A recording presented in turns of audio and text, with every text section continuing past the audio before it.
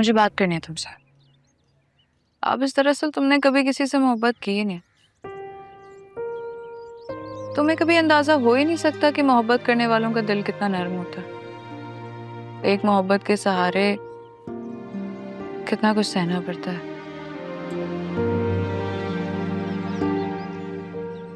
तुम्हें पता है, ऐसे दिल तंज ताने या फिर किसी तरह का भी टॉन्ट बर्दाश्त करने के काबिल ही नहीं होता। लहू लुहान हो जाता है ऐसे लोगों का दिल। तुम साद भाई और आयला की मोहब्बत से तो वाकिफ ही हो। मैं जानती हूँ बहुत कुछ कहना होगा तुम्हें मेरी बहन से, लेकिन इतना बता दूं कि मेरी बहन के पास तुम्हें कहने को कुछ बाकी नहीं। ये सब तुम्हें इसलिए बता रही हूँ क्योंकि अगर सह सकते हो तो ही मेरी बहन को अपनाना, वरना अब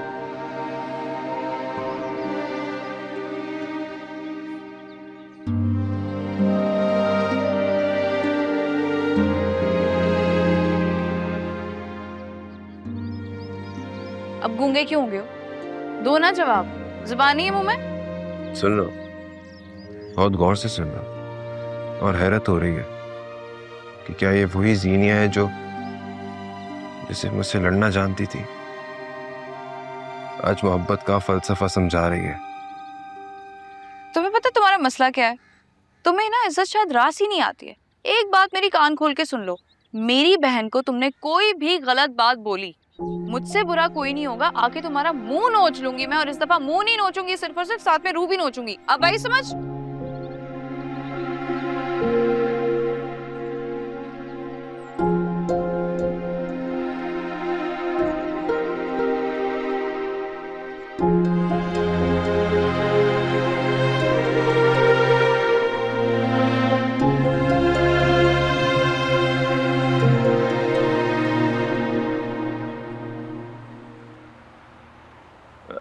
क्या मतलब? क्या तुम आयला को अभी नहीं भेजना चाहते? मैं समझा नहीं। सीधी सी बात है, हम लोग यहाँ इस वक्त बैठे हैं फहद और जीनिया के निकाह के हवाले से। बाकी रह जाती है बात आयला को घर वापस लेके जाने की, तो मन तक बनती नहीं है, लोग बातें बनाते हैं। कैसी बात है भाई साहब? और मन तक क्यों नहीं? वो घर सिर्फ हमारा नहीं है, साद का है, अलीना के बाप का। आयला के बाप का तो नहीं है ना बहन? तुम्हारी इस बात का मैं क्या मतलब समझूं? देखो यार, साद की वफात के बाद मैं अपनी बेटी को सती बनाकर नहीं बिठा सकता। मेरी ये ख्वाहिश है कि जीनिया और आयला का निकाह एक साथ हो जाए, और आयला के लिए मैंने आबिस के साथ उसकी बात पक्की कर दी है। क्या? ये आप कैसे कर सकते हैं बिना हमसे पूछे, हमें बताए? बहन, विद ऑल ड्यू रिस्पेक्ट, मैं अपने बच्चों के फ्यूचर का फैसला करने के लिए आपसे या किसी और से मशवरा करने का पाबंद नहीं। मुझसे उसका अकेलापन नहीं देखना चाहता। चले, उठे, फिलहाल यहां से चले। भाभी, एक्सक्यूज मी। आंटी, तुम्हारे बाप ने अच्छा नहीं किया, आयला को धोखे से यहाँ लाकर उसका रिश्ता तय कर, और हमें अब बता रहे। नहीं लेकिन आंटी, मैं लेकिन क्या? तुम्हारी शादी की बात फहद से मशवरे के बाद होगी। फिलहाल तो मेरा दिमाग खराब है। Aunty, aunty, uncle, uncle.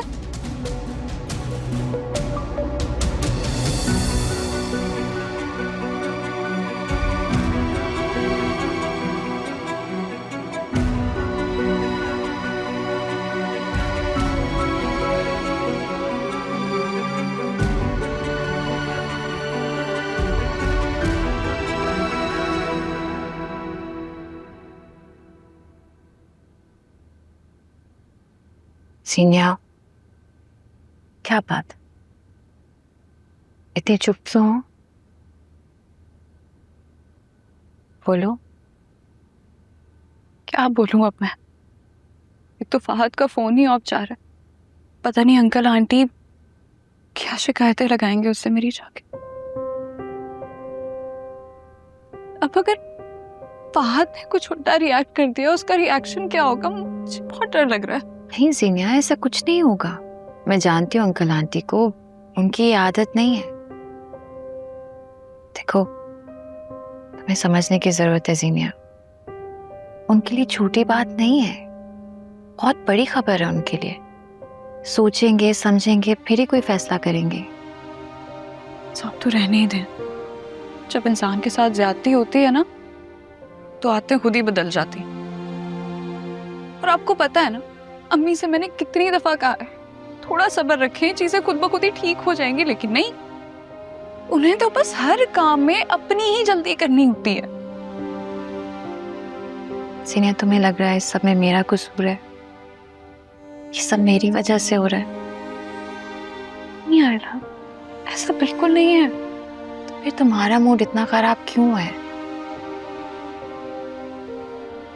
मेरे पास इस मसले का बस एक ही हल है।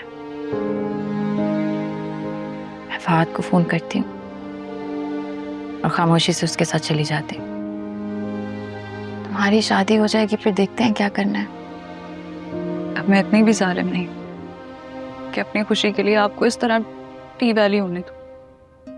बस ये फहद एक दफा फोन उठा ले किसी तरह। जीनिया,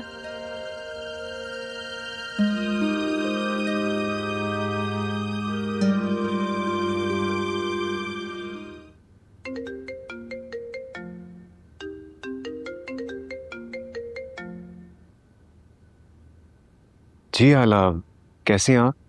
मेरी छोड़ो फहद, ये बताओ तुम्हारा फोन क्यों ऑफ था? बस वो आज 2-4 बहुत इंपॉर्टेंट मीटिंग्स थी, फोन बार बार बजता है तो डिस्टर्ब हो जाता हूँ, इसलिए बंद किया था। खैर, मेरी छोड़े ना, आप बताएं, फोन कर रही थी, सब खैरियत है ना? तुम अभी तक घर नहीं गए? नहीं, अभी कहाँ। क्या आप घर आ गई हैं? और अलीना कैसी है? वो तो मुझे बहुत मिस कर रही होगी, है ना? बस मैं अपना 2-3 घंटे में काम खत्म करके घर आता हूँ। और हाँ, अगर कुछ चाहिए आपको तो मुझे बताएं, या बताएं अलीना के लिए कुछ लेकर आऊं। फहद, मैं अभी घर नहीं गई, मुझे तुमसे कुछ जरूरी बात करनी है। ये बताओ कब फ्री होगे, कब बात कर सकते हैं? घर नहीं आई आयला, अभी तो मुझे एक जरूरी काम से जाना है, लेकिन मैं रात में जैसे ही फ्री होता हूँ फिर मैं आपसे बात करता हूँ। तब तक अपना और मेरी अलीना का बहुत ख्याल रखिएगा, ठीक है? खुदा हाफिज।